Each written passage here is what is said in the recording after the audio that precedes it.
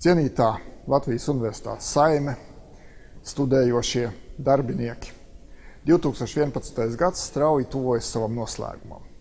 Un neskatoties uz to, ka ārā aiz loga ziemas sajūtas joprojām nav, sniega nav, ir pelēks, lietains rudens, es domāju, ka sirdīs mums Ziemassvētku sajūta ienāk, un šī sajūta balstās labi padarīta darba un veiksmīgi noslēgta gada sajūtā.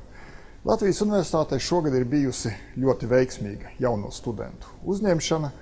Mēs esam uzņēmuši vairāk studentus kā iepriekšējos gados, un gan ekonomiskajā, gan politiskajā situācijā, gan situācijā, kad demogrāfija valstī strauji iet uz leju, šie rādītāji Latvijas Universitātes Saime patiešām var nopietni iepriecināt. Šogad ir bijis arī 3. apvienotais Latviešu zinātnieku kongress, kurā Latvijas Universitāte piedalījās ļoti aktīvi. Arī ar mūsu spēkiem latviešu izcelsmes zinātnieki gan no Latvijas, gan no tuvākas vai tālākas pasaules tika saicināti Latvijā.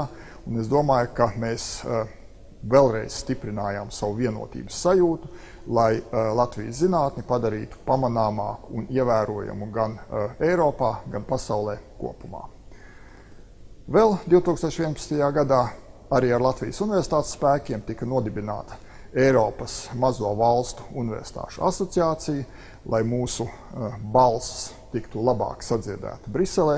Mēs esam šīs asociācijas ietveros tikušies ar mūsu Eiropas parlamenta deputātiem, un es domāju, ka nākotnē mūsu viedoklis, mūsu iespēja sacensties pēc dažādiem Eiropas projektiem būs vēl spēcīgāk, vēl labāk nekā tā ir bijusi līdz šim.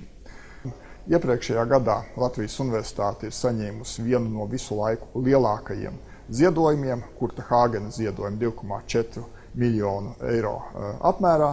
Par šo ziedojumu lielāks ir tikai Kristapa Morberga ziedojums pirms Otrā pasaules kara. Tāpat mēs aktīvi turpinam darbu pie Torņakalna apmetnes. Apmetne iegūst aizvien konkrētāku veidolu, un mēs esam ar šo savu ieceri iepazīstinājuši gan universitātes darbiniekus, gan studējošos, gan sabiedrību kopumā.